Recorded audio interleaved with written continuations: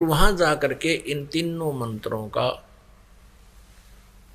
वहां हिसाब होगा, जिसके विषय में गीता जी अध्याय 18 के श्लोक नंबर 66 में कहा है इस गीता ज्ञानदाता ने कि सर्वधर्मान परित्यज माम एकम शरणम व्रज अहम तवा सर्व पापे भ्यामोक्षामि मा शुच। जब हैंडल किया जाएगा तो इसी प्रकार इस परमात्मा की सतभक्ति से ये शरीर रूपी गाड़ी स्टार्ट हो जाती है, अंदर की सब क्रियाएं प्रारंभ हो जाती हैं। और कहते हैं फिर इस भक्ति के बल से, योग बल से, भक्ति योग माने साधना, इस तीनों जाप के मंत्र की भक्ति की शक्ति से ये त्रिकुटी पर चला जाता है। ये जीव त्रिकुटी पर जब मृत्यु के समय जब शरीर छूटेगा उसके बाद की बात, अंत समय में फिर वहां जा करके इन तीनों मंत्रों का वहां हिसाब होगा, जिसके विषय में गीता जी अध्याय 18 के श्लोक नंबर 66 में कहा है इस गीता ज्ञानदाता ने कि सर्वधर्मान परित्यज माम एकम शरणम व्रज अहम तवा सर्व पापे भ्यामोक्षामि मा शुच। अपनात्मा इन अनाड़ियों ने, अज्ञानियों ने, तत्व ज्ञानहीन व्यक्तियों ने, जिनको केवल संस्कृत तो आती थी, तत्व ज्ञान से परिचित नहीं थे, उन्होंने यहाँ भी अनरस कर दिए। 18वें अध्याय के 66वें श्लोक में व्रज का अर्थ कर दिया, मेरी शरण में आ जा। व्रज माने जाना होता है, आना नहीं होता। सर्वधर्मान परित्यज माम, ये गीता ज्ञानदाता कह रहा है, ये ब्रह्म कह रहा है, ये सर्वब्रह्म कह रहा है जिसका ओम नाम है। ये कहता है कि मेरे सतर की जितने भी आध्यात्मिक यानी धार्मिक पूजाएं हैं, सर्वधर्मान परित्यज माम, मेरे सतर की सब पूजाएं, परित्यज माने छोड़ दे, माम माने मुझ में, मेरे में मेरे सतर की जितनी पूजाएं हैं वो सब त्याग दे। एकम शरणम व्रज, एकम अद्वितीय परमात्मा जिसके बराबर दूसरा ना हो, सर्वशक्तिमान उस परम अक्षर ब्रह्म की शरण में व्रज माने जा। अहम तवा सर्व पापे भय मोक्षामि मा शुच, अहम तवा सर्व पापे भय मोक्षामि मा शुच, कि फिर मैं तुझे सब पापों से छुड़वा दूंगा, तू चिंता मत करे। पुण्यात्माओं,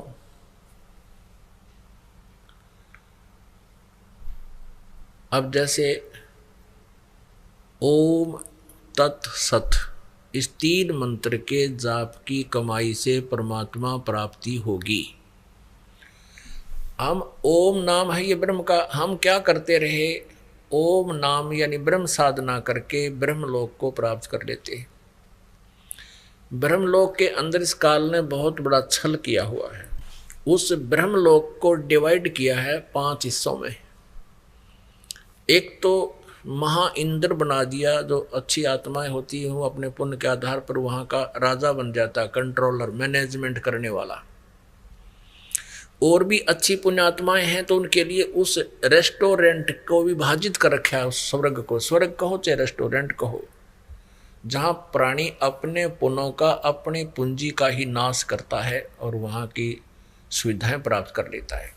इस काल ने उसको डिवाइड किया हुआ है। महा इंद्र का लोक, उसके ऊपर फिर 4 नकली लोक बना रखे हैं। सतलोक नकली, डुप्लीकेट, ऊपर के लोकों की नकल करवा रखी है दुर्गा से, अपनी शक्ति से इसने बनवा रखे। नकली सतलोक, नकली अलखलोक, नकली अगमलोक और नकली अकह लोक बनवा रखे हैं। तो जो पुण्यकर्मी प्राणी हैं, जो जिन्होंने ओम नाम का जाप अत्यधिक किया हुआ है, वो ब्रह्मलोक में चले जाते हैं और उस रेस्टोरेंट में अपनी पूंजी खत्म करके वापस जन्म मृत्यु में आ जाते हैं। तो हम ऐसे अपना नाश करते रहे भक्ति का, पुण्यों को स्वर्ग में, महास्वर्ग में नष्ट कर देते और पाप जो होते थे उनको नरक में भोगते या 84 लाख योनियों में भोगा करते थे। अब परमात्मा के मंत्र से, इस 2 मंत्र के जापते सतनाम से और साथ में सार नाम के प्रभाव से हमारे सभी पाप नष्ट हो जाते हैं, हमारे केवल पुण्य शेष रह जाते हैं, भक्ति शेष रह जाती है। तो हम क्या करते रहे, ओम नाम का जाप तो स्वर्ग में नष्ट कर दिया, बाकी पाप नरक में 84 लाख योनियों की, कुत्ते गधे सूरों की शरीरों को भोगते रहे, हम कष्ट उठाते रहे उन पापों के कारण।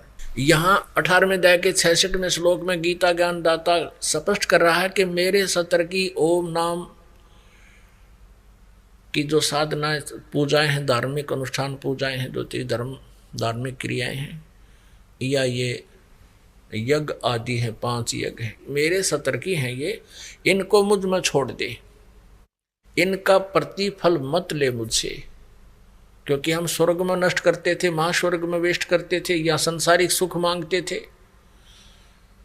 ये मुझ में दे दे, इसके बदले में मैं अपना टैक्स तेरा, क्योंकि हम काल के लोक में रह रहे हैं, ये कहता है तेरा ये जितना भी मेरा कर्जा है तेरा, इससे मुक्त कर दूंगा तुझे,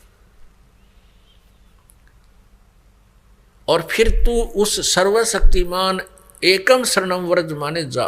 जैसे गीता जी अध्याय नंबर 18 के श्लोक नंबर 62 में भी इसी परम अक्षर ब्रह्म की शरण में जाने को कहा है, ना कि श्री कृष्ण जी ने अपनी शरण माने को नहीं कहा। यदि ऐसा कोई बताता है तो स्वयं भी भ्रमित है और मानव समाज को भी वो गुमराह कर रहा है, दिग्भ्रष्ट कर रहा है।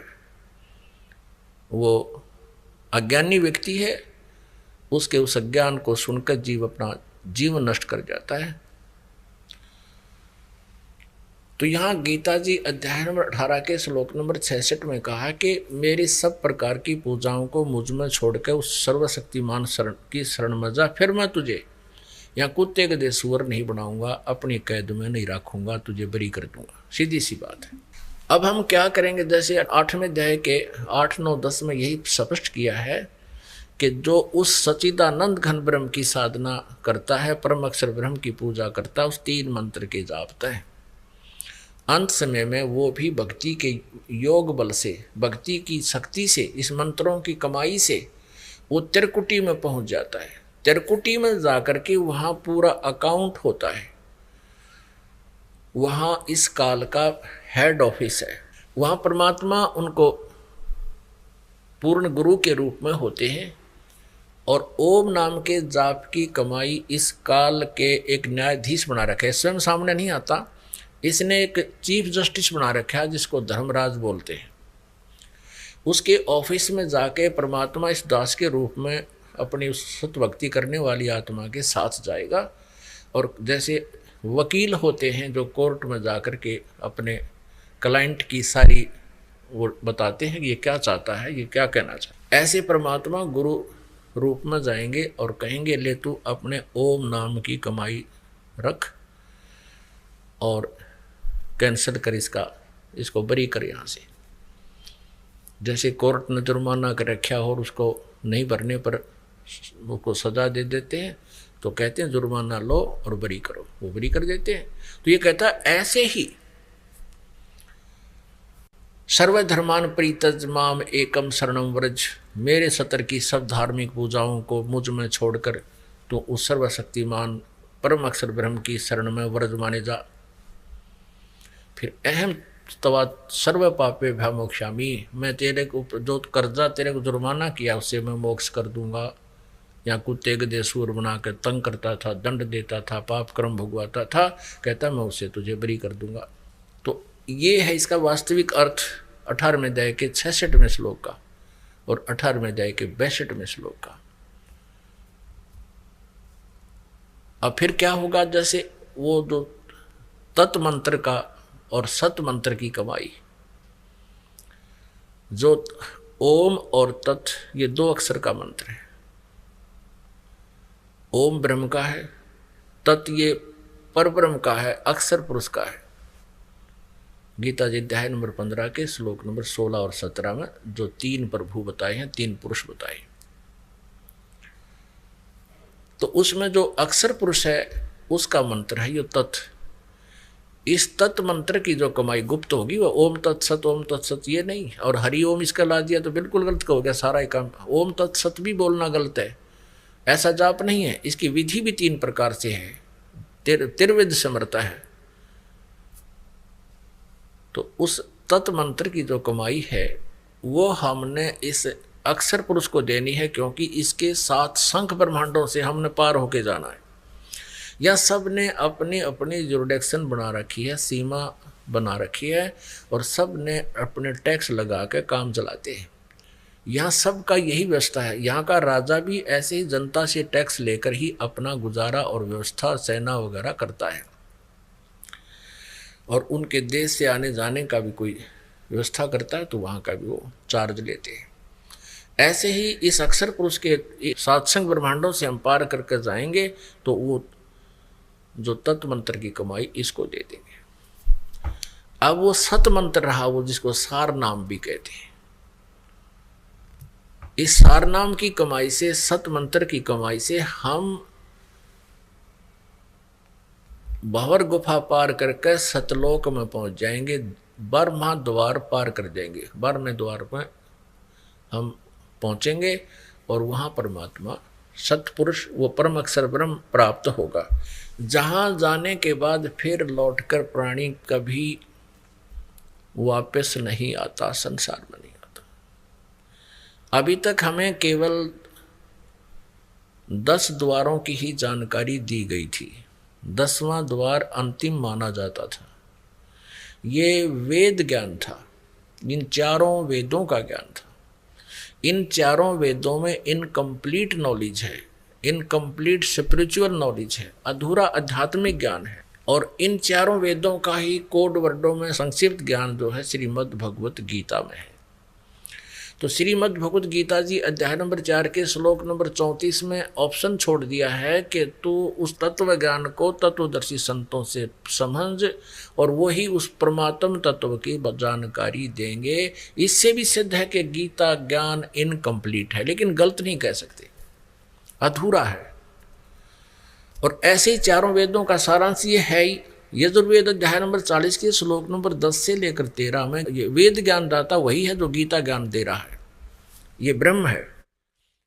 ये 40 में अध्याय के 15वें श्लोक में कहता है कि वायु अनिलम अमृतम अथिदम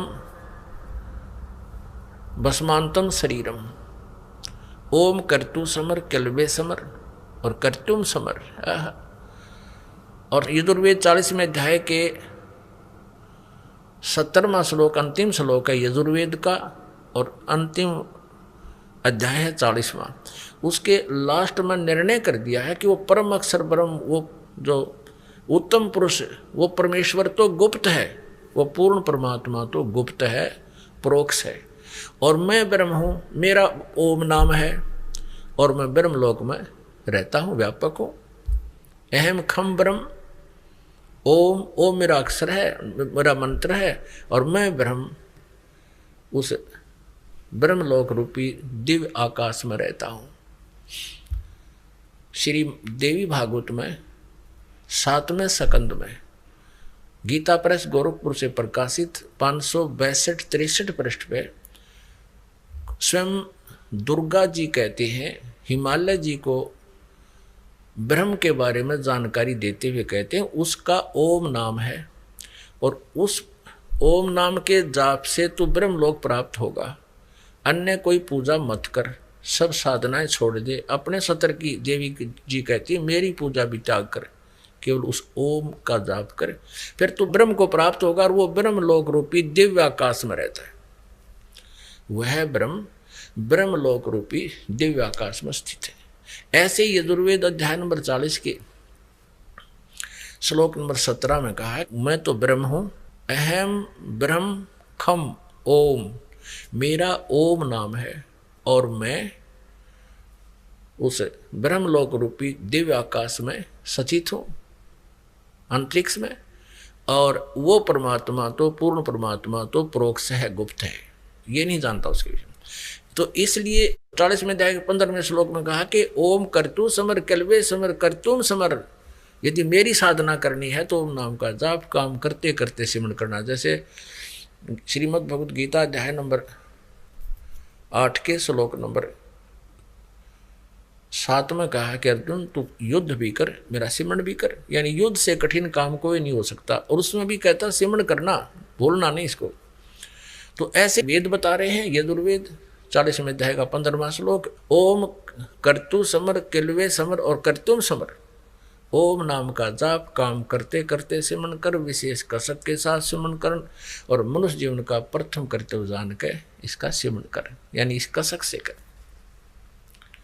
तो इसे दो बात तो ये सिद्ध होगी। अब जो दास लाना चाहता है इस सारे विवरण को, 40वें अध्याय के 10 से लेकर 13 श्लोकों में कहा है कि कोई तो कहता है उस परमात्मा को कि वो उत्पन्न नहीं होता, यानी निराकार है। कोई कहता है वो अवतार धार कर आता है, वो उत्पन्न होता है, वो साकार है। तो इसमें बताया है कि इस साकार और निराकार की, उस परमात्मा की यथार्थ जानकारी भी वो तत्वदर्शी संत बताते हैं, वो उनसे सुनो। और ऐसे ही कहा कि कोई तो जिसने अक्षर ज्ञान हो गया किसी भी भाषा विशेष का, तो उसको विद्वान कह देते हैं, और जिसको अक्षर ज्ञान नहीं है उसको अविद्वान कह देते हैं। विद्वान और अविद्वान की परिभाषा भी वो तत्वदर्शी संत ही बताएंगे, उनसे सुनो। इससे सिद्ध है कि वेद ज्ञान भी इनकम्प्लीट है। तो वेद ज्ञान भी इनकम्प्लीट है, कंप्लीट नॉलेज नहीं है, स्पिरिचुअल नॉलेज नहीं है, यानी पूर्ण अध्यात्म ज्ञान नहीं है। और वही ज्ञान चारों वेदों का श्रीमद् भगवत गीता में है। तो ये भी इनकम्प्लीट नॉलेज है, स्पिरिचुअल नॉलेज है, ये कंप्लीट नॉलेज नहीं है, अखिलम नहीं है, अखिलम अध्यात्म नहीं है ये। तो इसलिए इन चारों वेदों में केवल ब्रह्म तक का ज्ञान रहा है, और उसके बाद तत् और सत जो मंत्र हैं इनकी जानकारी सूक्ष्म वेद में है, जो परमात्मा सच्चिदानंद घन ब्रह्म कबीर देव जी की कबीर वाणी में वर्णित है, जो इस दास के समझ में आई है। क्योंकि उस ज्ञान को समझना, पहले तो ये 4 वेद ही समझ में नहीं आए, इनका आज तक ये अक्षर के संस्कृत के ज्ञाताओं को नहीं समझ में आया। तो यहाँ जो प्रसंग चल रहा है, तो उसी प्रकार फिर ये सूक्ष्म वेद जो है कबीर वाणी, ये कबीर पंथियों के समझ में नहीं आई आज तक। इस दास के ऊपर कृपा की परमेश्वर ने, और इसको उन्होंने कृपा करके इस दास को समझाया। नहीं तो उस परमात्मा के जब 4 वेद ना समझ में आ रहे जिसके, तो ये सच्चिदानंद घन ब्रह्म की वाणी किसके समझ में आएगी। तो अब इस परमात्मा के जो सूक्ष्म वेद के अंदर चारों वेदों का, 18 पुराणों का, इन उपनिषदों का और श्रीमद् भगवद गीता का भी ज्ञान है, और इससे अलग भी ज्ञान है। ये कंप्लीट स्पिरिचुअल नॉलेज है, ये पूर्ण अध्यात्म ज्ञान है। अब पुण्यात्माओं, अब जो आज का जो सत्संग प्रारंभ हुआ था जिस विषय पर कि ये पुण्यात्माएं जो मानव शरीर प्राप्त करके परमात्मा की खोज में लगे हैं, वे विशेष पुण्यकर्मी प्राणी हैं। वैसे तो जिनको मानव शरीर प्राप्त होता है वे पुण्यात्मा हैं। उनसे भी जैसे कहते हैं ना,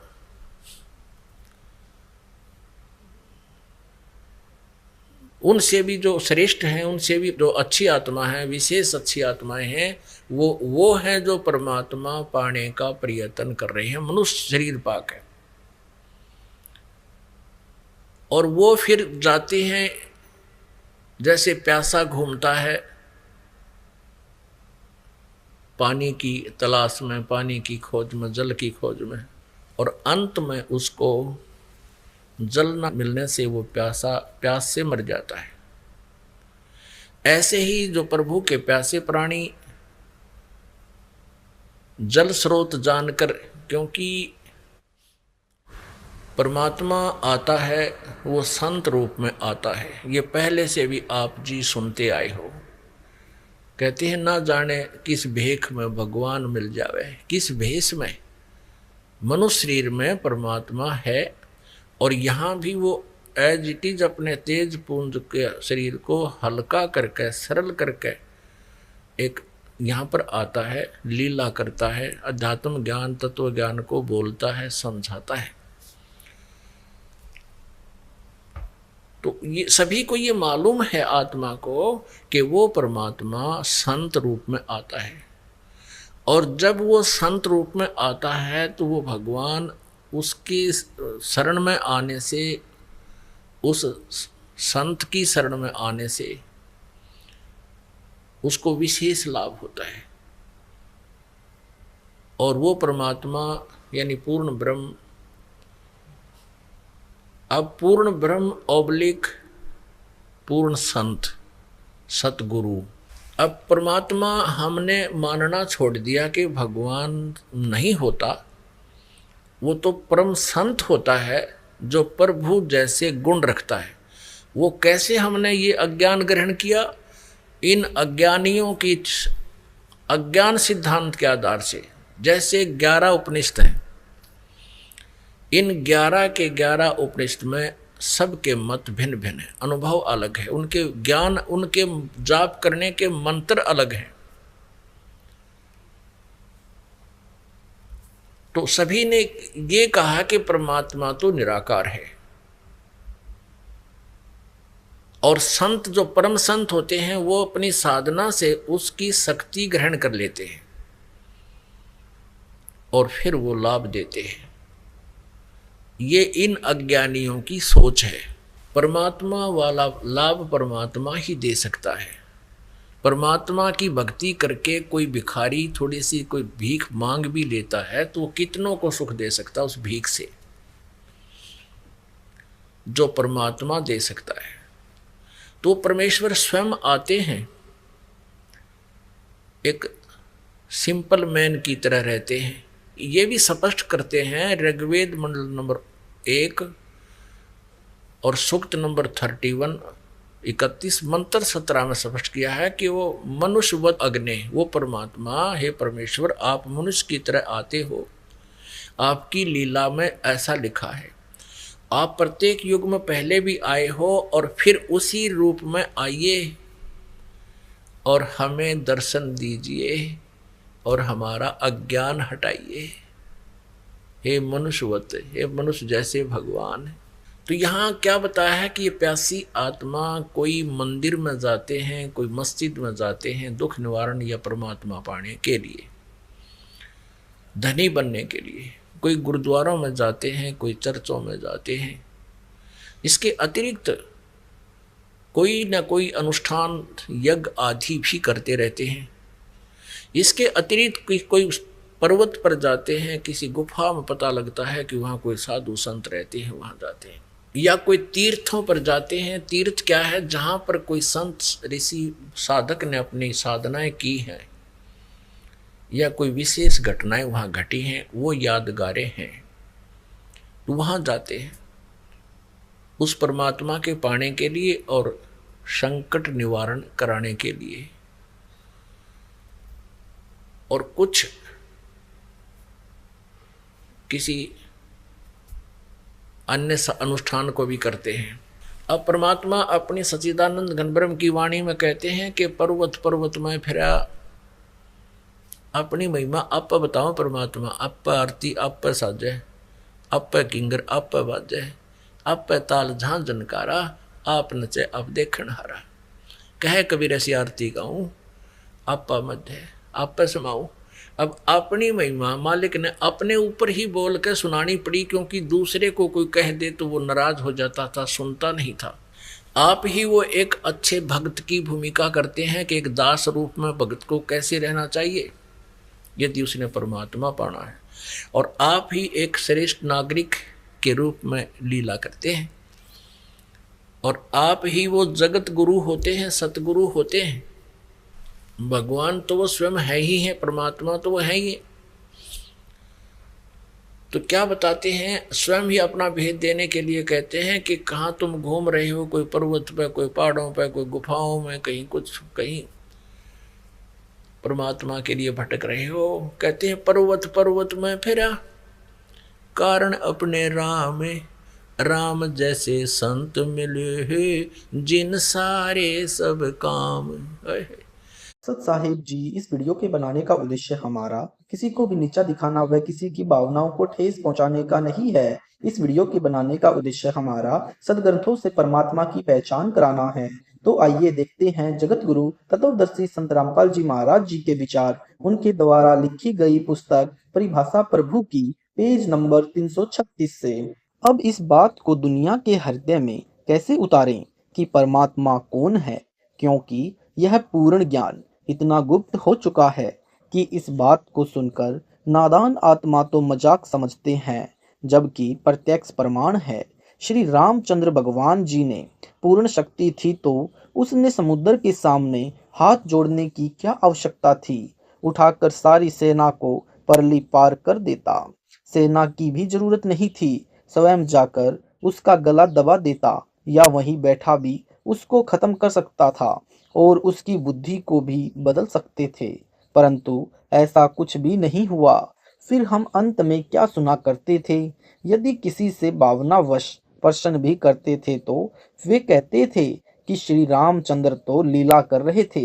यह लीला क्या हुई जिसकी पत्नी ही उठ गई हो और उसको यह भी पता नहीं चला कि वह है कहाँ।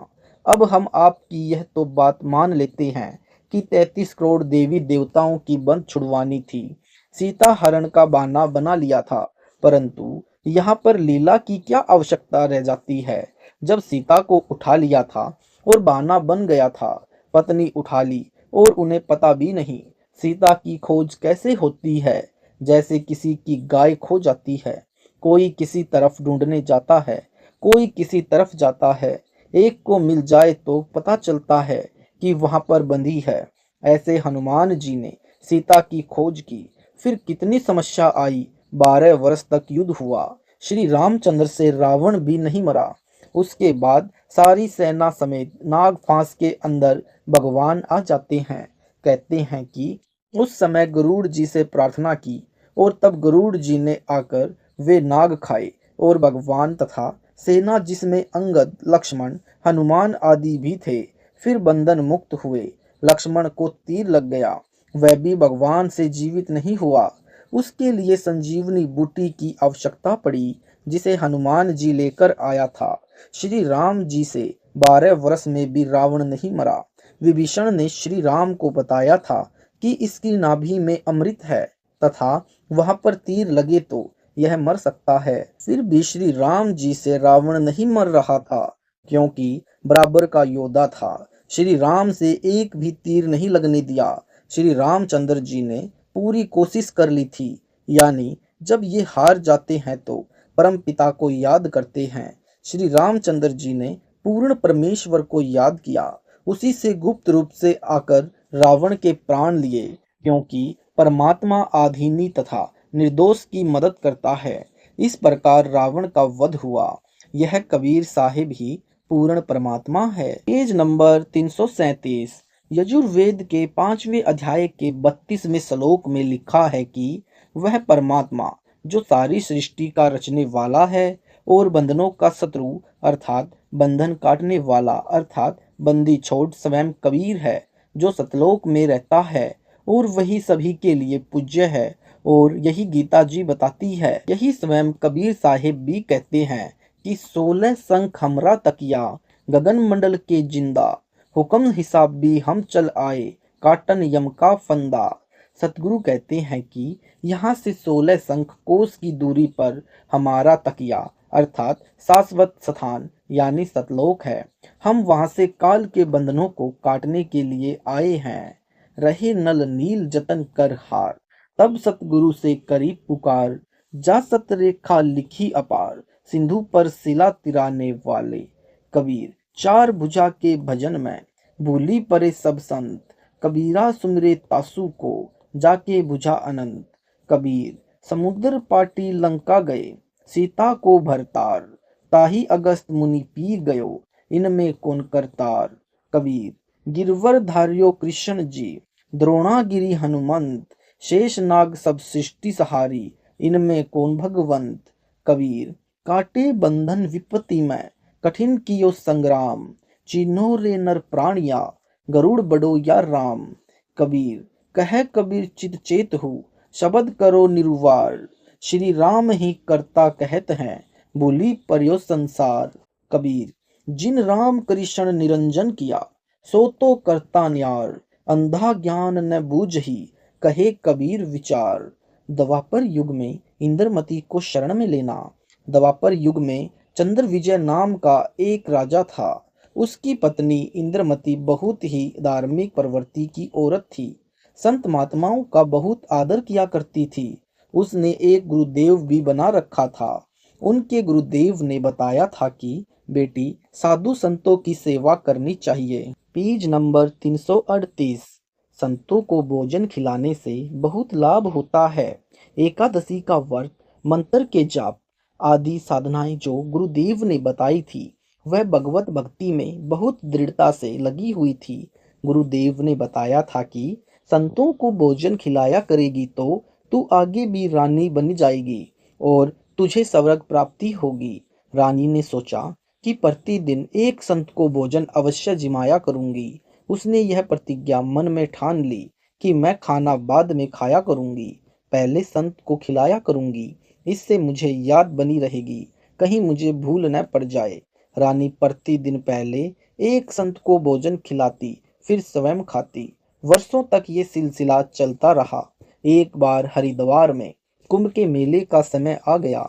जितने भी महात्मा संत थे, सभी गंगा में स्नान के लिए यानी परभी लेने के लिए रवाना हो गए।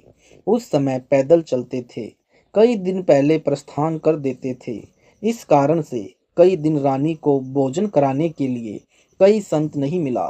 रानी इंद्रमती ने स्वयं भी भोजन नहीं किया। चौथे दिन अपनी बांदी से बोली कि बांदी, देख ले कोई संत मिल जाए तो, नहीं तो आज तेरी रानी जीवित नहीं रहेगी। आज मेरे प्राण निकल जाएंगे, परंतु मैं खाना नहीं खाऊंगी। वह दीन दयाल परमेश्वर परमात्मा को चाहने वाली आत्मा के लिए न जाने क्या कारण बना देते थे। बांदी ने ऊपर अटारी पर चढ़कर देखा कि सामने से एक संत आ रहा है। सफेद कपड़े हैं। द्वापर युग में परमेश्वर कबीर करुणामय नाम से आए थे। बांदी नीचे आई और रानी से बोली कि एक व्यक्ति है जो साधु जैसा नजर आता है। रानी बोली कि जल्दी से बुला ला।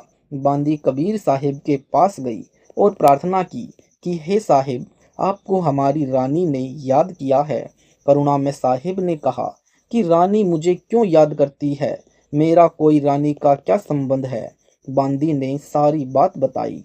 करुणामय यानी कबीर साहिब ने कहा कि रानी को गरज पड़े तो यहाँ आ जाए, मैं यहाँ खड़ा हूँ। तू बांदी और वह रानी, मैं वहाँ जाऊं और यदि वह कह दे कि तुझे किसने बुलाया था, या उसका राजा ही कुछ कह दे, और बेटी और संतों का अनादर बहुत खतरनाक होता है। बांदी फिर वापस आई और रानी से सारी बात बताई। रानी बोली कि मेरा हाथ पकड़ और चल। जाते ही रानी दंडवत प्रणाम करके बोली कि हे परवरदिगार, चाहती तो ये हूँ कि अपने साहिब को कंधे पर बैठा लूं। Page number 339।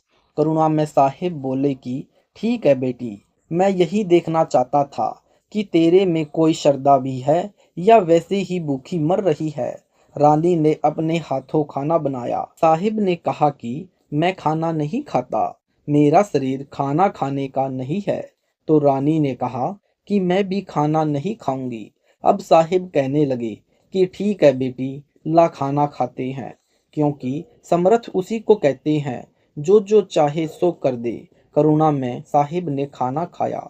जब खाना खा लिया तब रानी से पूछा कि जो यह तू साधना कर रही है, यह तेरे को किसने बताई है। रानी ने कहा कि मेरे गुरुदेव ने आदेश दिया है। कबीर साहिब ने पूछा, क्या आदेश दिया है तेरे गुरुदेव ने। इंद्रमती ने कहा कि ब्रह्मा विष्णु महेश की पूजा, एकादशी का व्रत, तीर्थ भ्रमण, देवी पूजा, श्राद्ध निकालना, मंदिर में जाना, संतों की सेवा करना। करुणा में यानी कबीर साहिब ने कहा कि जो साधना तेरे गुरुदेव ने दी है, तेरे को जन्म और मृत्यु तथा स्वर्ग नरक व 84 लाख योनियों के कष्ट से पार नहीं कर सकती। इनसे तू पार नहीं हो सकती। रानी बोली कि महाराज जी, जितने भी संत हैं, अपनी अपनी प्रभुता आप ही बनाने आते हैं। मेरे गुरुदेव के बारे में मैं कुछ नहीं सुनना पसंद करती। कुछ नहीं कहोगे आप, मैं चाहे मुक्ति हूँ या ना हूँ। अब करुणा में साहिब सोचने लगे कि इस बोले जीव को कैसे समझाएं। इन्होंने जो पूछ पकड़ ली उसको छोड़ नहीं सकते, मर सकते हैं। करुणा में साहिब ने कहा कि बेटी, वैसे तो तेरी इच्छा है, मैं निंदा नहीं करता। क्या मैंने आपके गुरुदेव को गाली दी है या कोई बुरा कहा है?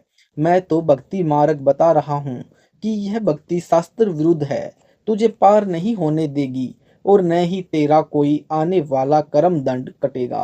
और सुन ले, आज से तीसरे दिन तेरी मृत्यु हो जाएगी। न तेरा गुरु बचा सकेगा और न तेरी यह नकली साधना बचा सकेगी। यानी जब मरने की बारी आती है फिर जीव को डर लगता है। वैसे तो नहीं मानते। रानी ने सोचा कि संत झूठ नहीं बोलते, कहीं ऐसा न हो कि मैं परसों ही मर जाऊं। फिर प्रार्थना की कि हे साहिब, क्या मेरी जान बच सकती है? कबीर साहिब ने कहा कि बच सकती है, अगर तू मेरे से उपदेश लेगी, मेरी शिष्या बनेगी, पिछली पूजाएं त्यागेगी, तब तेरी जान बचेगी। फिर रानी ने पूछा कि सब कहते हैं कि गुरुदेव नहीं बदलना चाहिए, पाप लगता है। कबीर साहिब यानी करुणा में साहिब ने कहा कि नहीं पुत्री, यह भी तेरा भ्रम है। Page number 340। एक वैद्य यानी डॉक्टर से दवाई न लगे तो क्या दूसरे से नहीं लेते? एक 5वीं कक्षा का अध्यापक होता है, फिर एक उच्च कक्षा का अध्यापक होता है।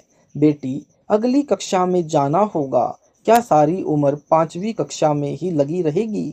इसको छोड़ना पड़ेगा। तू अब आगे की पढ़ाई पढ़, मैं पढ़ाने आया हूँ। वैसे तो नहीं मानती, परंतु मृत्यु दिखने लगी कि संत कह रहा है तो कहीं बात न बिगड़ जाए। फिर कहती है कि ठीक है जी, जैसे आप कहोगे मैं वैसे ही करूँगी। करुणा में यानी कबीर साहिब ने उपदेश दिया। कहा कि तीसरे दिन मेरे रूप में काल आएगा, तू उससे बोलना मत। जो मैंने नाम दिया है, 2 मिनट तक इसका जाप करना। 2 मिनट के बाद उसको देखना, उसके बाद सत्कार करना। वैसे तो गुरुदेव आए तो अति शीघ्र चरणों में गिर जाना चाहिए। ये मेरा केवल इस बार आदेश है। रानी ने कहा ठीक है जी। अब रानी को तो चिंता बनी हुई थी, श्रद्धा से जाप कर रही थी। यानी कबीर साहिब यानी करुणा में साहिब का रूप बनाकर गुरुदेव रूप में काल आया। आवाज लगाता है इंद्रमती, इंद्रमती। अब उसको तो पहले ही डर था, स्मरण करती रही और नहीं देखा। 2 मिनट के बाद जब देखा तो काल का स्वरूप बदल गया।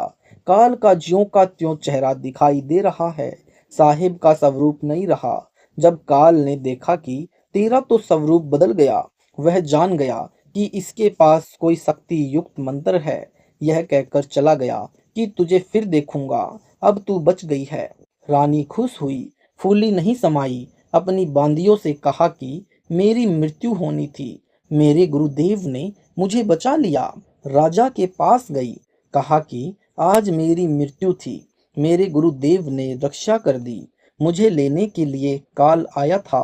राजा बोला कि तू ऐसे ही ड्रामे करती रहती है, काल आता तो क्या तुझे छोड़ जाता? ये संत वैसे बहका देते हैं। अब इस बात को वह कैसे माने? खुशी खुशी में रानी लेट जाती है। कुछ देर के बाद सर्प बनकर काल फिर आया और रानी को डस लिया। ज्यों ही सर्प ने डसा, रानी को पता चला। रानी जोर से चिल्लाई, मैं खाली खाली, सांप ने डस ली। नौकर भागते हैं, सैनिक आए, देखते ही देखते एक मोरी के अंदर से वह सर्प निकल गया। अपने गुरुदेव को पुकार कर रानी बेहोश हो गई। करुणा में यानी कबीर साहिब वहां प्रकट हो गए।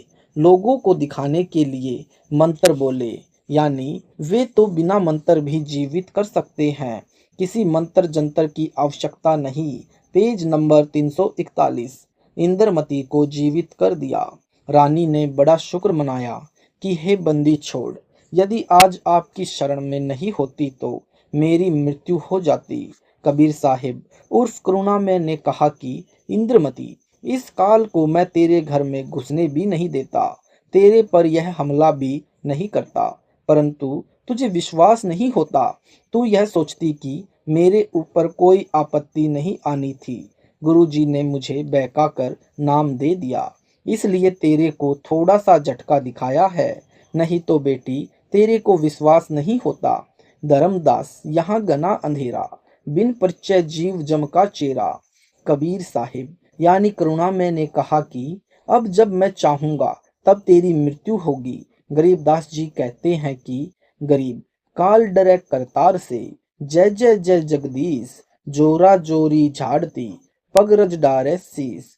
यह काल कबीर भगवान यानी कबीर परमेश्वर से डरता है और यह मौत कबीर साहिब के जूते झाड़ती है, अर्थात नौकर तुल्य है। फिर उस धूल को अपने सिर पर लगाती है कि आप जिसको मारने का आदेश दोगे उसके पास जाऊंगी, नहीं मैं नहीं जाऊंगी।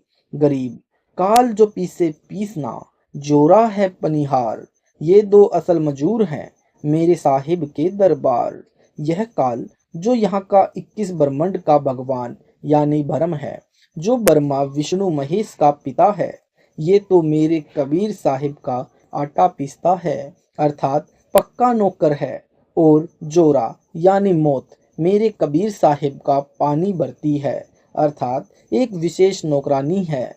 यह दो असल मजूर मेरे साहिब के दरबार में है। अब कुछ दिनों के बाद साहिब फिर आएंगे। रानी इंद्रमती को सतनाम दिया। फिर कुछ समय के बाद करुणा में साहिब आए।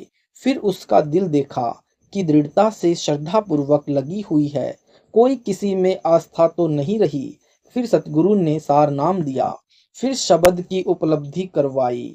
जब साहिब जाते रहते थे तो इंद्रमती प्रार्थना किया करती थी कि मेरे पति राजा को समझाओ मालिक, यह भी नाम ले ले, आपके चरणों में आ जाए तो मेरा जीवन सफल हो जाए। चंद्र विजय से कबीर साहिब ने प्रार्थना की कि चंद्र विजय आप भी नाम लो। यह 2 दिन का राज और ठाठ है। Page number 342। फिर 84 लाख योनियों में प्राणी चला जाएगा। चंद्र विजय बोला कि भगवान, मैं तो नाम लूं नहीं और आपकी शिष्या को मना करूं नहीं, चाहे सारे खजाने को ही दान करो, चाहे किसी प्रकार का सत्संग करवाओ, मैं मना नहीं करूंगा, परंतु मैं नाम नहीं लूंगा। कबीर साहिब ने पूछा, आप नाम क्यों नहीं लोगे? चंद्र विजय राजा ने कहा कि मैंने तो बड़े बड़े राजाओं की पार्टियों में जाना पड़ता है। करुणामय ने कहा कि पार्टियों में जाने में नाम क्या बाधा करेगा?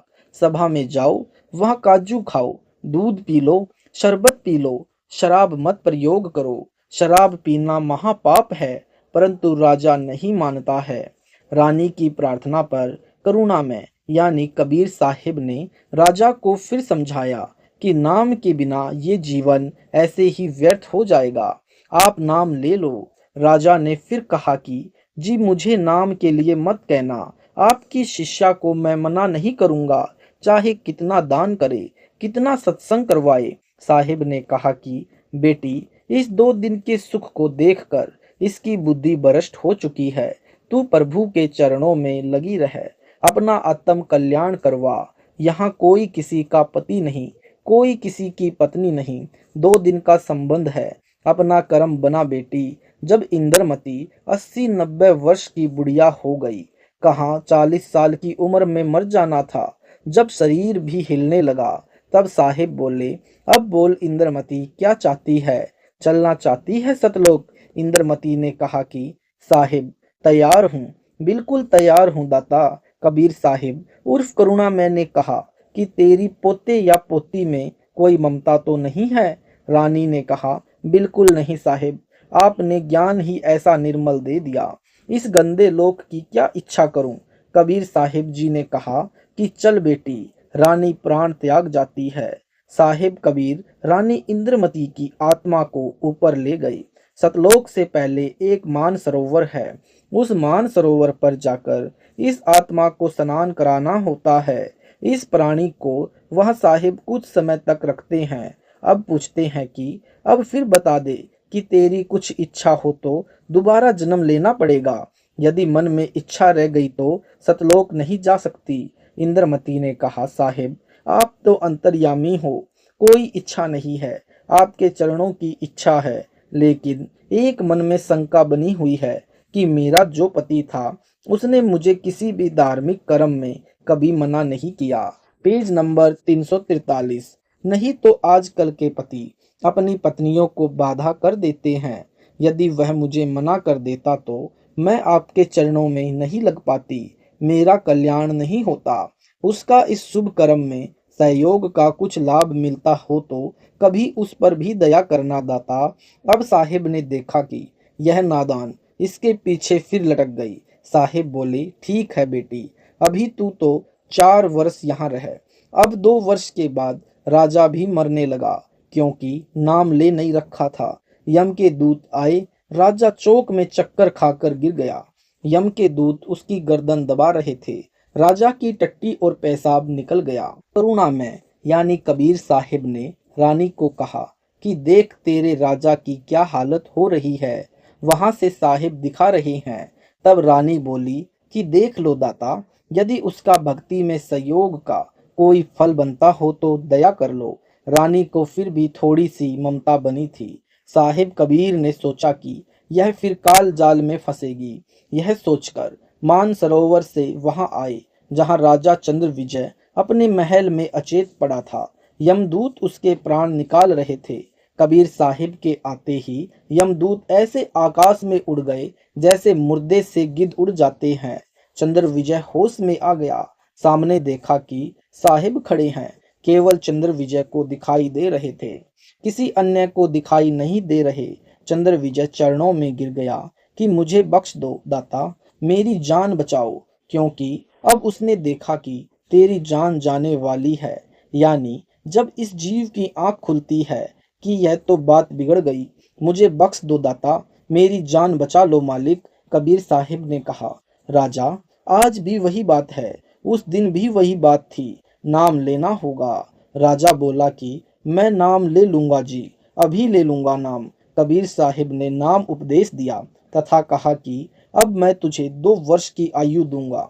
यदि इसमें एक श्वास भी खाली चला गया तो फिर कर्म दंड रह जाएगा। कबीर जीवन तो थोड़ा भला, जैसत सुमरण हो, लाख वर्ष का जीवना लेखा दर न को। शुभ कर्म में सहयोग दिया हुआ पिछला कर्म और साथ में श्रद्धा से 2 वर्ष की स्मरण से तथा तीनों नाम प्रदान करके कबीर साहिब चंद्र विजय को भी पार कर ले गए। बोलो सतगुरु देव जी की जय। सत साहिब। Page number 344। पंडिताइन शारदा का कष्ट निवारण।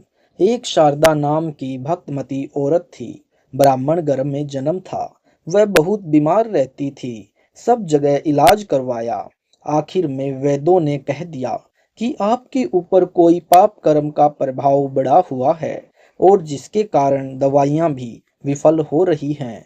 फिर उसने सभी जंत्र मंत्र करवाए, अपने देवताओं के कर लिए, मन्नतें भी मान ली, सभी मंदिरों आदि में जाकर भी सभी प्रार्थनाएं की, परंतु सब विफल रही। एक दिन सतगुरु कबीर साहिब की उपदेशी बहन शारदा के पास गई और कहा कि आप बहुत परेशान रहती हो, आपको असह्य पीड़ा हो रही है।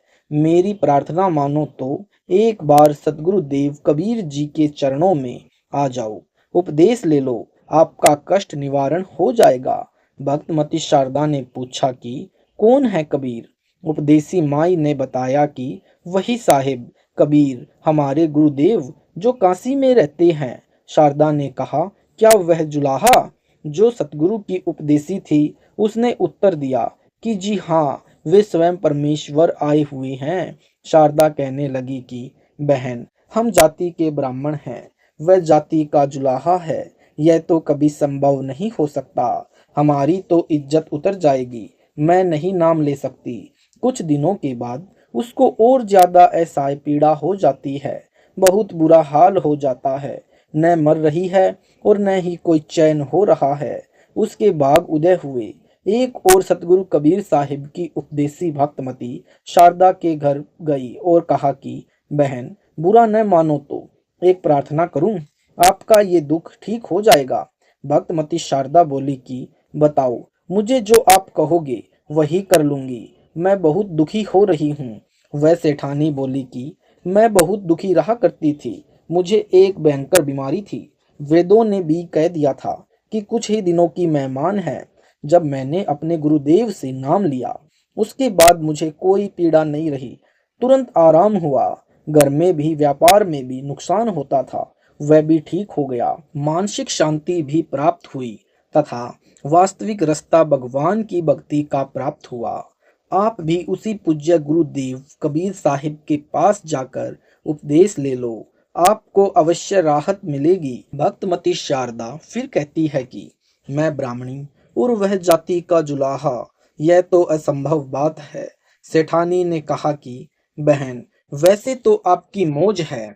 Page number 345। आज हम जाति के आधार पर भिन्न भिन्न रहते हैं। यदि आज शरीर छूट जाए तो फिर न जाने किस जूनी में जाना होगा। कुत्ते बने कुतिया बने, गधे बने गधी बने, यह 2 दिन की जाति है। परमात्मा न जाने किस वेशभूषा में और किस कुल में आ जाए। इस बात को तो आप मानती हो, क्योंकि आप तो पंडित हो। आत्म कल्याण करवाना चाहिए, समाज को नहीं देखना चाहिए। वैसे आपकी इच्छा है, जैसे ठीक समझो करो, नाराज मत होना। वह चली गई।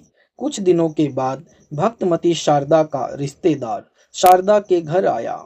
उसका उस भक्तमती शारदा को मालूम था कि इसका परिवार बहुत दुखी था। उसके रिश्तेदार ने बताया कि हमने परमेश्वर स्वरूप कबीर साहिब से उपदेश ले लिया है। उसके बाद हमारा सर्व परिवार स्वस्थ है और घर में किसी प्रकार की भी कोई परेशानी नहीं रही। आपकी उपदेश ले लो, आपका भाग्य उदय हो जाएगा। भक्तमती शारदा बोली कि यह आपने क्या जुल्म कर दिया कि एक ब्राह्मण होकर के एक जुलाहे के शिष्य बन गए। फिर उसके रिश्तेदार ने कहा कि यह 2 दिन की जाति है, आज हम मर जाएं, फिर न जाने कौन सी जाति होगी। जाति ने क्या दे दिया था, मैं दर दर के धक्के खा रहा था, समय पर रोटी नहीं मिल रही थी। रिश्तेदार भी नाता तोड़ चुके थे। किसी के पास जाता था तो सोच लेते थे कि कुछ मांगने आया होगा, क्योंकि बहुत दुखी है और नुकसान बहुत हो चुका है। अब मैं हर तरह से संपन्न हुआ, सुखी हुआ। वही रिश्तेदार आज मुझे प्यार से बुलाते हैं। आपकी इच्छा है, जैसा उचित हो वैसा कर लो, हम दबाव नहीं दे सकते, परंतु आपको सलाह अवश्य दे रहे हैं। इतना कुछ सुनकर भक्तमती शारदा, जो कि सर्वानंद पंडित की माँ थी, बहुत विचार करती है। फिर भी लोक लाज के डर से संकल्प कर लेती है कि कभी आसपास सत्संग हुआ तो अपने मुख पर पर्दा डाल कर जाऊंगी, ताकि कोई पहचान न पाए। यदि मेरे सिर पर हाथ रखते ही मैं स्वस्थ हो गई तो मैं उपदेश ले लूंगी, नहीं तो वापिस आ जाऊंगी। सतगुरु अपने हंस को चरणों में लेने के लिए न जाने क्या कारण बना दे। कुछ दिनों के बाद उसी भक्तमती शारदा यानी सर्वानंद पंडित की माँ के पड़ोस में किसी के घर पर सत्संग हो रहा था। रात्रि का समय था। उस समय दीपक जल रहे थे, रोशनी अधिक नहीं थी। उस दिन भक्तमती शारदा ने अवसर पाया और अपने मुख पर पर्दा डालकर सत्संग में चली गई। Page number 346। सभी भक्त आत्मा दंडवत कर रहे थे, सतगुरु का आशीर्वाद लेकर बैठ रहे थे। इसी प्रकार मुख पर पर्दा किए हुए दंडवत प्रणाम किया, सतगुरु के चरणों में सिर रखा। कबीर साहिब ने सिर को स्पर्श किया और जैसे आशीर्वाद दिया करते थे, उसी समय यह स्वस्थ हो गई। असहाय पीड़ा नहीं रही। कबीर साहिब जानी जान थे। उन्होंने शारदा को पहचान लिया तथा कहा कि सर्वानंद जी की माँ आज इस जुलाहे के पास कैसे आना हो गया। तब वह चरणों में गिरकर फूट फूट कर रोने लगी और कहा कि हे प्रभु, मुझे नहीं मालूम था कि आप स्वयं परमेश्वर आए हो। मैं इतनी अभागिन रही कि इतने दिन कष्ट उठाती रही। मुझे आपके भक्तों ने आकर प्रेरणा भी दी और प्रार्थना भी की। दाता क्षमा करना इस नीच को, जो मुझसे जाने अनजाने में आपके बारे में तुच्छ शब्द प्रयोग किए गए। साहिब से उपदेश लिया, फिर सतमार्ग का ज्ञान हुआ कि परमात्मा प्राप्ति कैसे होती है। वास्तव में प्रभु कौन है? चारों वेदों में पूर्ण परमात्मा सतपुरुष कबीर साहिब की महिमा परिपूर्ण भरी हुई है। पंडित सर्वानंद का वर्णन। उसी भक्तमती शारदा जी का पुत्र पंडित सर्वानंद जी बहुत बड़े विद्वान पुरुष थे। चारों वेदों, 6 शास्त्रों, 18 पुराणों तथा गीता जी का बहुत ज्यादा अध्ययन किए हुए थे। उस विद्वान पुरुष ने उस समय के सभी विद्वान पंडितों को पराजित कर दिया था। उसके सामने टिकने वाला कोई नहीं रहा था। अब उसने सोचा कि मैं अपना नाम सर्वानंद बदलकर सर्वाजीत रखूंगा। यह फैसला करके अपनी माँ के पास आया। अपनी माँ से कहा कि माँ, मैंने आज के समय सभी पंडितों को पराजित कर दिया है। मेरे सामने कोई नहीं बोल सकता। कृपा मेरा नाम सर्वानंद से बदलकर सर्वाजीत रख दो। भक्तमती शारदा कहती है कि पुत्र, मानती हूँ कि तू बहुत बड़ा विद्वान है और तेरे सामने कोई भी टिकने वाला नहीं है। पुत्र, एक विद्वान को और पराजित कर दे, फिर मैं अपने पुत्र सर्वानंद को सर्वाजीत कह दूंगी। सर्वानंद ने कहा कि बताओ माँ, वह कौन है? भक्तमती शारदा ने कहा कि मेरे पूज्य गुरुदेव कबीर साहिब को भी पराजित कर दे, फिर अपने पुत्र को मैं सर्वाजीत कह दूंगी, अन्यथा तेरी माँ तो तुझे सर्वाजीत कहेगी नहीं। सर्वानंद कहता है कि माँ, तू बड़ी भोली है। वह तो एक गंवार आदमी है, न जाने उसे संस्कृत का ज्ञान है भी कि नहीं है। उसे कोई शास्त्रों के बारे में कोई ज्ञान नहीं है। Page number 347। अभी गया और अभी हराकर आया। सर्वानंद यह कहकर चल पड़ा। दोपहर का समय था। उस मोहल्ले में पहुंचा जहां पर साहिब कबीर की झोपड़ी थी। वहां पर एक जुलाहों का कुआं था। उसके ऊपर एक कमाली नाम की लड़की पानी निकाल रही थी। यह वह लड़की थी जो शेख तकी की बेटी 12 वर्ष की आयु में मृत्यु को प्राप्त हो गई थी। कबीर साहिब ने जीवित करके अपने पास बेटी के रूप में रखी थी। सर्वानंद जी अपने बैलगाड़ी के ऊपर सभी शास्त्रों को रख कर ले जा रहा है। प्यास बहुत जोर की लगी। इतनी प्यास लगी कि 5 मिनट पानी प्राप्त नहीं हो तो प्राण निकल जाए। उस कुएं से पानी निकाल रही लड़की से बोला कि बेटी, जल्दी पानी पिला, प्यास के कारण प्राण निकलने वाले हैं। लड़की ने तुरंत ही बाल्टी से पानी पिलाया। सर्वानंद जी ने दोनों हाथों से पानी पिया। फिर सोचा कि यह तो जुलाहों का मोहल्ला है और कोई देख न रहा हो कि एक पंडित ने जुलाहों के कुएं पर पानी पी लिया। देखा तो चारों तरफ लोग देख रहे थे, क्योंकि जुलाहों के मोहल्ले में उस समय पंडित का आ जाना एक अनोखी बात मानी जाती थी कि कैसे आया है, कौन है। सभी देख रहे थे। पंडित सर्वानंद बहुत शर्मिंदा हो गया। उल्टा चोर कोतवाल को डांटे। उस लड़की कमाली से पूछा कि यह किस जाति का कुआं है। कमाली ने कहा कि यह जुलाहों का मोहल्ला है। जुलाहों के मोहल्ले में कुआं भी जुलाहों का ही होगा पंडित जी। सर्वानंद क्रोधित होकर बोला कि मूर्ख, तूने पहले क्यों नहीं बताया, मेरा दीन भ्रष्ट कर दिया। तब लड़की बोली कि महाराज जी, यह तो आपने पानी पीने से पहले पूछना चाहिए था। उस समय तो आपके प्राण जाने वाले थे। अब पेट भर गया है तो बातें आ रही है। जाति पूछकर पानी पीना था। फिर सर्वानंद ने पूछा कि ए लड़की, कबीर का घर कहाँ है।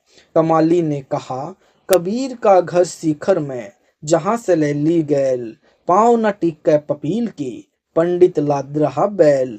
कबीर पूर्ण परमेश्वर सतपुरुष का स्थान सतलोक में है। सुन शिखर में, वहां पर इन शास्त्रों के पोथों से नहीं जाया जा सकता। वहां केवल पूर्ण गुरु के माध्यम से सत उपदेश प्राप्त होने से ही जीव जा सकता है। वहां पर तो चींटी भी नहीं जा सकती। वहाँ केवल सतगुरु के उपदेश से जीव जा सकता है। सर्वानंद बोला कि लड़की सीधी बात कर। Page number 348। इस मोहल्ले में वह कबीर कहाँ रहता है? कमाली बोली कि आ जाओ पंडित जी, मैं आपको उनके घर ही ले चलती हूँ। सर्वानंद पीछे पीछे, कमाली आगे आगे जा रही है। घर पर पहुंचकर सर्वानंद द्वार पर खड़ा हो गया और कमाली अंदर जाकर कबीर साहिब से बोली कि पिताजी, कोई पंडित जी आया है, सभी शास्त्रों को साथ लिए हुए है। कबीर साहिब ने कहा कि कोई बात नहीं बेटी, आने दो। कमाली घर से बाहर आई और सर्वानंद से कहा कि आ जाओ पंडित जी, सतगुरु कबीर साहिब का घर यही है। सर्वानंद बोला कि बेटी, यह लोटा पानी से भरा हुआ है, जाकर कबीर को दे दे। इसका क्या उत्तर दे वह मुझे वापिस आकर बताना। लड़की कमाली पूरे भरे हुए पानी कहा कि साहिब, सर्वानंद जी ने कहा है कि जो इसका जो उत्तर दे मुझे बताना। कबीर साहिब ने पूरे भरे हुए लोटे के अंदर एक सुई यानी निडल डाल दी। कहा कि बेटी, जाकर सर्वानंद को दे दो। लड़की उस लोटे को ज्यों का त्यों लाकर सर्वानंद जी के पास गई और सर्वानंद जी को पानी से भरा लोटा लौटा दिया। सर्वानंद ने पूछा कि क्या कहा कबीर ने? कमाली ने उत्तर दिया कि साहिब ने इसके अंदर एक सुई डाल दी, बोले कुछ नहीं और कहा कि सर्वानंद को दे दो। सर्वानंद उस लोटे को लेकर कबीर साहिब के पास अंदर कुटिया में गया और पूछते हैं कि आपने मेरे प्रश्न का क्या उत्तर दिया? कबीर साहिब ने पूछा कि आपका क्या प्रश्न था? सर्वानंद जी ने कहा कि मेरा प्रश्न यह था कि मेरे साथ शास्त्रार्थ करने की आवश्यकता नहीं है। मैं ज्ञान से ऐसे परिपूर्ण हूँ जैसे कि यह लोटा पानी से भरा हुआ है, इसमें और कोई पानी नहीं समा सकता, अर्थात वह बाहर जाएगा। ऐसे ही मेरे से ज्ञान चर्चा करने की आवश्यकता नहीं है, तेरा ज्ञान नहीं समा सकता। मेरे साथ ज्ञान चर्चा करना व्यर्थ और अपनी हारी लिख देना। मैंने सभी विद्वानों को हरा दिया है। मेरी माँ ने कहा है कि यदि तू कबीर को हरा देगा तो मैं तेरा सर्वाजीत नाम रख दूंगी। मैंने सर्वाजीत नाम रखवाना है। कबीर साहिब ने कहा, मेरा उत्तर सुन ले क्या है। जैसे मैंने इस पानी के भरे हुए लोटे में सुई डाली है, यह सुई नीचे जाकर तली में बैठ गई और पानी बाहर निकल गया। मेरा ज्ञान तेरे ज्ञान को ऐसे बाहर निकाल देगा और तेरे हृदय में समा जाएगा। मेरा ज्ञान इतना वजनदार है, यह मेरा उत्तर है। सर्वानंद बोला कि प्रश्न कर। कबीर साहिब ने कहा कि कौन ब्रह्मा का पिता है? कौन विष्णु की माँ? शंकर का दादा कौन है? पंडित जी मुझको दे बता। Page number 349। अभी यहाँ यह विद्वान पुरुष सभी असफल हो जाते हैं। कभी विष्णु पुराण को उठाता है तो कहता है कि देख ले कि सारी सृष्टि का रचनहार भगवान विष्णु है। यही पालन करता, यही संहार करता, यही सृष्टि करता है। ये सारे ब्रह्मांडों में व्यापक है, कुल मालिक है। कबीर साहिब बोले कि फिर शिव पुराण और सुनाना जरा, उसमें क्या लिखा है? सृष्टि रचना में उसको पढ़कर सुनाता है कि भगवान शिव सारी सृष्टि के रचनहार हैं तथा विष्णु और ब्रह्मा इसी से उत्पन्न हुए हैं। अब कबीर साहिब बोले कि कृपा देवी भागवत और सुनाना। सर्वानंद चुप हो गया कि यह क्या हुआ, कोई उत्तर नहीं आया। यानी देवी भागवत में लिखा है कि यह देवी तीनों देवों ब्रह्मा विष्णु महेश की माँ है और शिव पुराण में भी ऐसे ही लिखा है कि प्रकृति देवी यानी दुर्गा यह तीनों देवों की माता है। फिर साहिब ने कहा कि गीता के 14वें अध्याय का श्लोक नंबर 3, 4, 5 और सुना दे। पंडित जी सर्वानंद संस्कृत सुना देते हैं, हिंदी में अनुवाद किसी का नहीं करता। अपने आप महसूस करने लगा कि हाँ सत लिखा है। उत्तर कोई नहीं दिया। संस्कृत बोलना शुरू कर दिया। बोलता ही रहा, बोलता ही रहा। उपस्थित श्रोता अशिक्षित थे। वे पंडित जी की धारावाहिक संस्कृत से प्रभावित होकर कहने लगे कि वाह पंडित जी, वह पंडित जी अर्थात सभी ने समर्थन दे दिया कि विद्वान सर्वानंद विजयी हुआ और कबीर साहिब पराजित हुए। ऐसा उन्होंने समर्थन कर दिया। कबीर साहिब बोले कि ठीक है, आप विजयी हुए, हम पराजित हुए। बोलो क्या लिखना है? लिख लो, मैं तो अनपढ़ हूँ। सर्वानंद जी ने लिख लिया कि शास्त्रार्थ में सर्वानंद विजयी हुआ और कबीर पराजित हुए। कबीर साहिब ने अंगूठा कर दिया। सर्वानंद लेकर अपनी माता के पास पहुंचा और कहा कि ले माँ, वह तो मेरे सामने 2 मिनट भी नहीं बोल सका। भक्तमती शारदा यानी सर्वानंद की माता बोली कि पुत्र, एक बार पढ़कर सुना दे। क्या लिखवा कर लाया है? सर्वानंद पढ़कर सुना रहा है। उसमें क्या लिखा हुआ पाया कि शास्त्रार्थ में सर्वानंद पराजित हुआ और कबीर साहिब विजयी हुए। उसकी माता जी कहती है कि तू कह रहा था कि मैंने पराजित कर दिया, तू तो स्वयं हार कर आया है। सर्वानंद बोला कि माता जी, कई दिनों से शास्त्रार्थ में रहा था, इसलिए कुछ निद्रा का आलस था, सही नहीं लिख पाया। अब जाता हूँ और दोबारा लिखवा कर लाता हूँ। सत साहिब जी, ये मंगल प्रवचन जगत गुरु तत्वदर्शी संत रामपाल जी महाराज जी के थे। अगर आपको यह वीडियो अच्छा लगा तो इस वीडियो को लाइक करें, शेयर करें, कमेंट करें। अगर आप ऐसे ही वीडियो देखना चाहते हैं तो यूट्यूब पर सतलोक इन संत रामपाल जी महाराज जी चैनल को सब्सक्राइब जरूर करें। सत साहिब जी, मिलते हैं नेक्स्ट वीडियो में।